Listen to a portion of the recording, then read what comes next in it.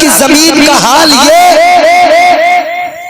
کہ جب میرے امام پاک اپنے خاندان کو لے کر کربلا میں پہنچے، جب خیمے لگائے گئے، زمین میں آپ نے یہ ٹینٹ لگانے کے لیے پائپ کھڑے کیے ہیں، بولو وہاں بھی خیمے لگانے کے لیے رسیاں تو باندھی گئی ہوں گی نا، وہاں بھی کچھ نہ کچھ تو انتظام کیا گیا ہوگا خیمے لگانے کے لیے۔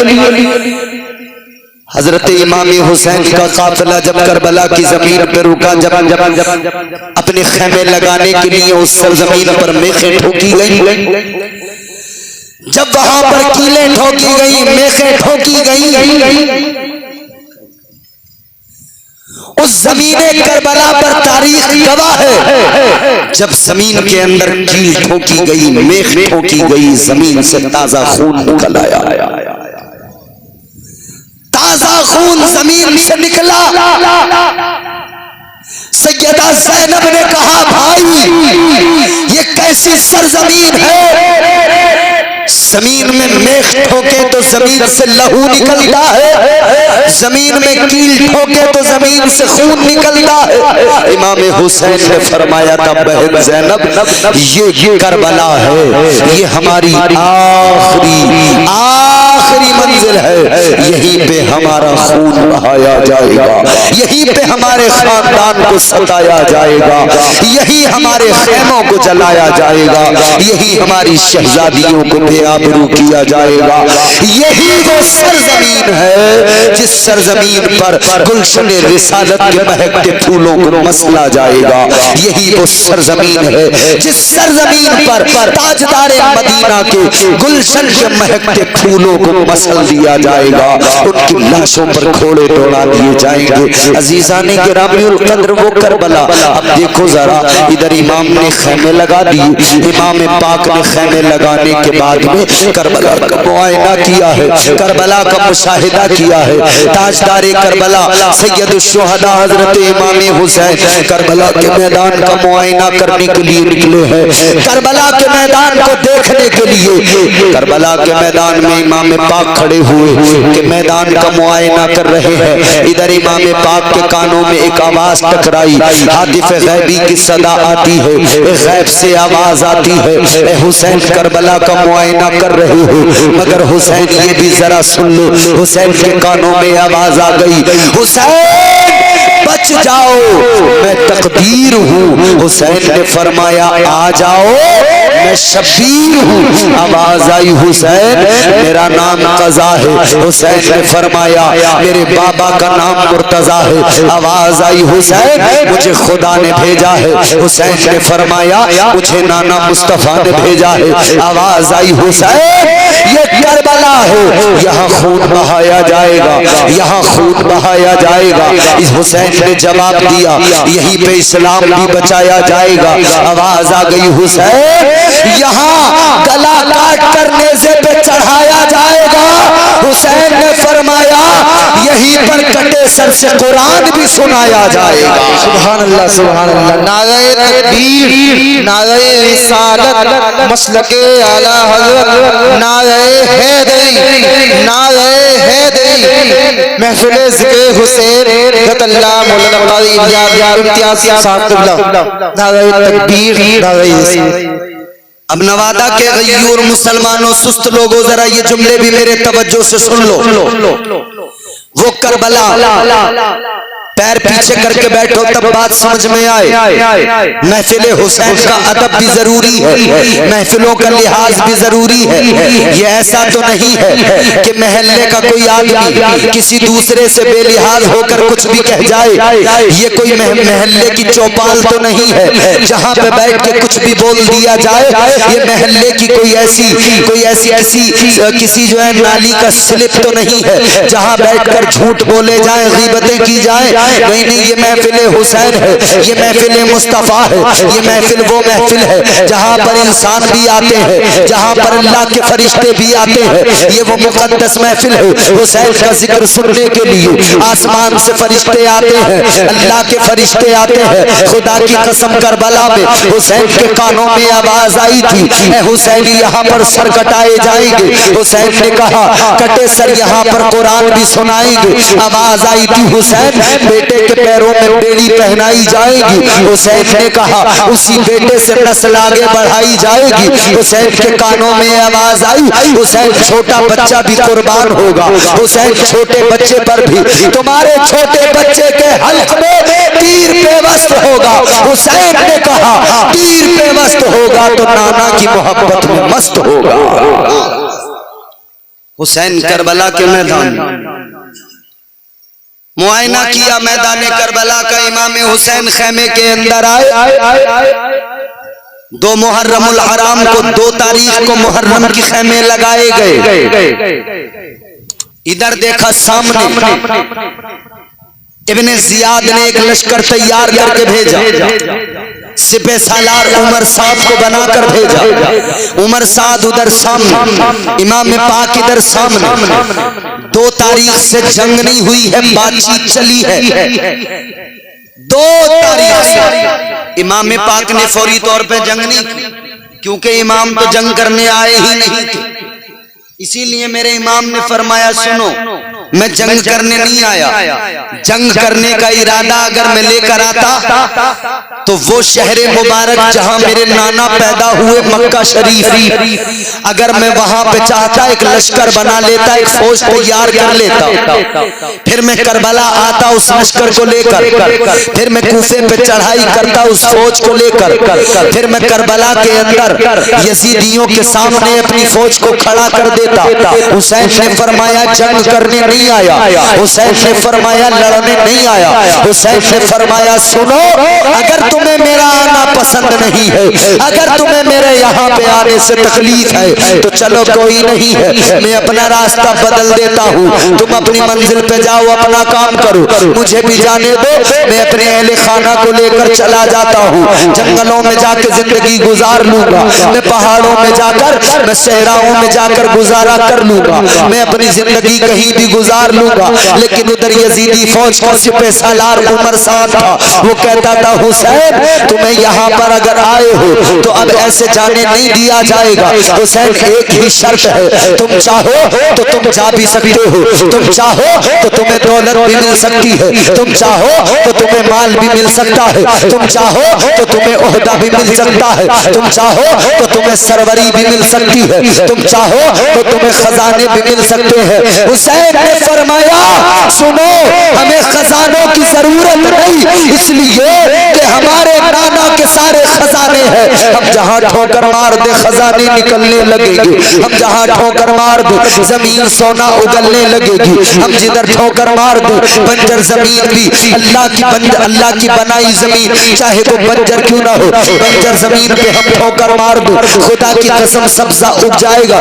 حسین نے فرمایا بات دولت کی نہیں ہے، بات اقتدار کی نہیں ہے، بات سروری کی نہیں ہے، بات دولت کی نہیں ہے۔ آقا حسین نے فرمایا یہاں دولت کی بات نہیں، یہاں مصطفیٰ کی شریعت کی بات ہے، یہاں دولت کی بات نہیں، یہاں آقا کی شریعت کی بات ہے۔ اللہ اکبر کبیرہ، تاجدار مدینہ کے غلاموں سنو، ادھر امام حسین نے اعلان کر دیا بات دولت کی نہیں ہے، بات مصطفیٰ کی شریعت کی ہے، بات دولت کی نہیں ہے، بات تو آقا کے لائے ہوئے مذہب مہذب کی ہے۔ حسین نے کہا تھا ہم کسی بھی حال میں شریعت سے سمجھوتا نہیں کر سکتے ہیں، ہم کسی بھی حال میں شریعت سے بغاوت نہیں کر سکتے ہیں۔ اے حسینیو کل دولت دینے کے لیے حسین کو یزیدی تیار تھے، لیکن حسین نے کہا تھا وہ کوئی اور ہوگا، اپنا جو ایمان دے دے گا، نبی کا چاہنے والا نبی پر جان دے دے۔ سبحان اللہ سبحان اللہ، بہت بہت سبحان اللہ، ماشاءاللہ۔ حسین نے اعلان کر دیا ہم دولت کی خاطر ایمان سے سمجھوتا نہیں کرتے۔ جی جی بے شک۔ آج کا حسینی کر لیتا ہے سمجھوتا، آج کا حسینی سمجھوتا کر لیتا ہے، بک جاتا ہے کبھی بھی شریعت کا دامن اس کے ہاتھوں سے چلا جاتا ہے، اسے احساس ہی نہیں ہے۔ وہ محرم کے وقت میں کھڑے ہو کے کہتا ہے ہم حسینی ہیں، ہم حسینی ہیں، ہم کربلا والے ہیں، ہم کربلا والے ہیں۔ وہ کہتا ہے ہم حسین کا دامن نہیں چھوڑیں گے، لیکن نہ جانے کتنے موقع آتے ہیں کہ جب وہ اسلام کا دامن چھوڑ دیتا ہے، جب وہ حسین کا دامن چھوڑ دیتا ہے، جب وہ شریعت کو چھوڑ دیتا ہے، جب وہ شریعت کا مذاق اڑاتا ہے۔ آؤ میں تمہیں بتاؤں، حسین نے کربلا میں سجدے میں سر رکھا ہے، تو سجدے میں سر رکھ کر اپنی قربانی دے کر حسین نے امت کو پیغام دیا ہے، جان جائے تو جائے، اسلام کے ساتھ کبھی سمجھوتا نہیں ہوگا، غداری نہیں ہوگی۔ سجدے میں سر رکھ کر حسین نے سجدوں کی اہمیت کو بیان فرما دیا ہے، سجدوں کی اہمیت کو بتا دیا ہے اور دنیا کو سمجھا دیا ہے۔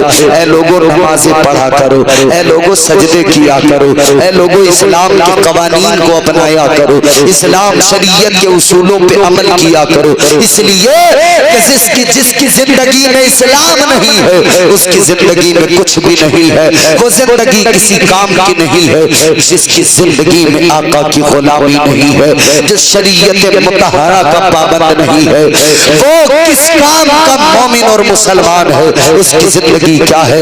آؤ ذرا کربلا کا نقشہ دکھاتا ہوں، آؤ کربلا کی زمین دکھاتا ہوں، کربلا کے ریگزار دکھاتا ہوں۔ عزیزان گرامی القدر، کربلا کی زمین پر حضرت امام حسین نے 2 محرم سے بات چیت کا آغاز کیا ہے، 2 محرم الحرام سے بات چیت ہو رہی ہے، بات کرتے کرتے 7 محرم الحرام تک بات آ گئی، راتوں کو میٹنگیں ہوئی ہیں، رات کے اندھیروں میں بیٹھ کر صلح کے راستے نکالے گئے ہیں، لیکن صلح کا راستہ نہ نکل سکا۔ عزیزان گرامی القدر، ایک بار تو نکلا تھا راستہ اور لگتا تھا کہ صلح ہو جائے گی، حضرت امام حسین ہے، ادھر عمر سعد ہے، دونوں نے بیٹھ کر بات چیت کی ہے۔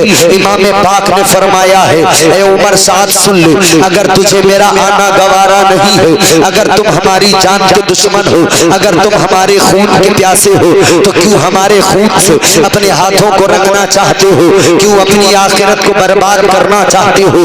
حسین نے فرمایا تھا سنو، تم تو ایک لشکر کے سپہ سالار ہو، تمہارا میرا کوئی جھگڑا آپسی نہیں ہے، تمہاری میری کوئی رنجش نہیں ہے، تمہاری میری کوئی لڑائی نہیں ہے۔ حسین نے فرمایا تھا ایک کام کرو، مجھے یزید کے پاس لے چلو، یزید کے دربار میں لے چلو، یزید کے دربار میں یزید ہوگا میں ہوں گا، خود اپنا معاملہ اس سے نپٹ لوں گا، خود میں اس سے بات کر لوں گا، وہ بیعت لینا چاہتا ہے میں اس سے وہیں پہ خود بات کر لوں گا۔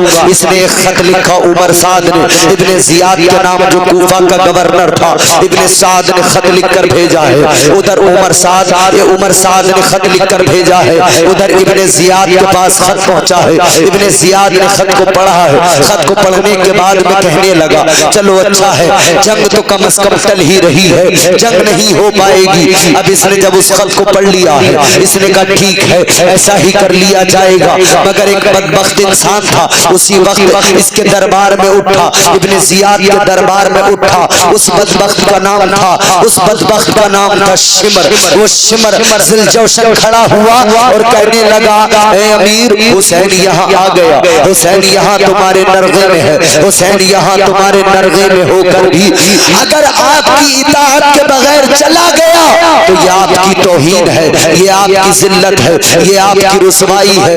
حسین نرغے میں آ کر بھی بغیر اطاعت کے چلا گیا۔ امیر آپ کو تو چاہیے کہ حسین جب یہاں ہے، آپ کی کمان آپ کے نرغے میں ہے، آپ کے انڈر ہے، حسین آج آپ کے قبضے میں ہے، تو اے امیر سنو، آج اگر حسین اطاعت نہیں کرتا ہے تو یہ توہین ہے۔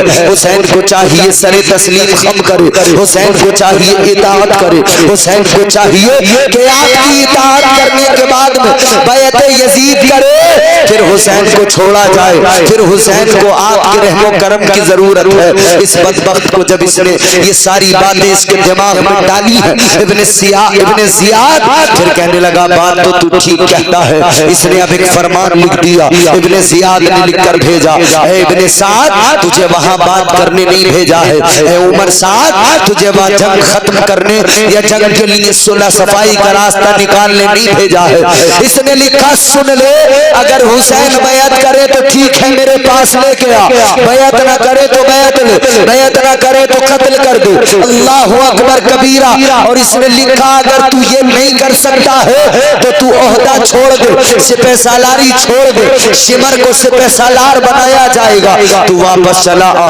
ابھی سے مال و دولت کا لالچ تھا۔ ابن سعد نے جب اس کو پڑھا ہے، اس پیغام کو پڑھا ہے، ابن زیاد کے فرمان کو پڑھا ہے، تو اس سے کہنے لگا بدبخت معاملہ ٹل گیا تھا، جنگ ٹل گئی تھی مگر تو نے پھر جنگ کے حالات بنا دیے، مگر تو نے پھر لڑائی کے حالات بنا دیے۔ اب ابن سعد نے خط کو رکھا، کہنے لگا اگر بات ایسی ہے تو حسین سے بیعت یزید لوں گا، کہنے لگا اگر بات یہ ہے تو حسین سے ہر حالت میں بیعت یزید لوں گا۔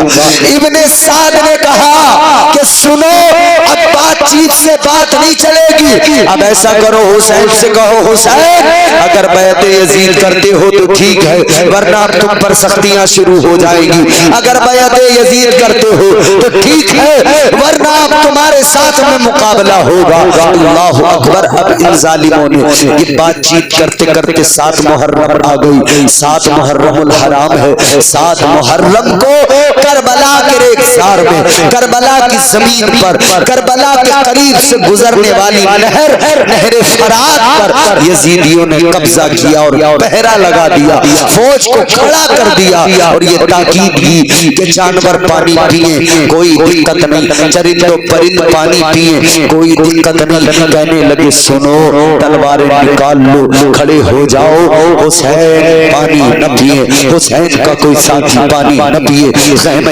حسین میں پانی نہ چلا جائے، اہل بیت مصطفیٰ کے ایک بھی فرد کو پانی نہ چلا جائے، کسی کے حلق میں پانی کا ایک قطرہ نہ پہنچے۔ اللہ اکبر کبیرہ۔ اب یہاں سے کربلا دیکھو، کربلا کی سختیاں دیکھو، کربلا کی مصیبتیں دیکھو، کربلا کی پریشانیاں دیکھو، کربلا کی اذیتیں دیکھو، بڑے بھی اب پیاس ہے، پیاس ہے، گرمی ہے میرے عزیزوں، چلچلاتی دھوپ ہے، کربلا کے میدان میں چلچلاتی دھوپ کے اندر شدت ہے گرمی کی، اس عالم میں ادھر پانی پہ پہرا لگ گیا۔ اب جب پانی لینے کے لیے امام پاک نے کسی کو بھیجا، اس نے آ کر بتایا مولا حسین نہر فرات پہ پہرا لگایا گیا ہے، نہر فرات پہ فوج کھڑی ہے، تلواریں لیے کھڑے ہیں اور کہہ رہے ہیں جانوروں کو پانی پینے کی آزادی ہے، چرند و پرند کو پانی پینے کی آزادی ہے، لیکن حسین آپ کو پانی پینے نہیں دیا جائے گا، حسین آپ کے اہل خانہ کو پانی نہیں دیا جائے گا، حسین آپ کے خاندان کو پانی نہیں دیا جائے گا۔ امام پاک نے جیسے اتنا سنا ہے، امام پاک نے اللہ کی بارگاہ میں عرض کیا اے میرے پروردگار، اے میرے مولا، یہ کیسے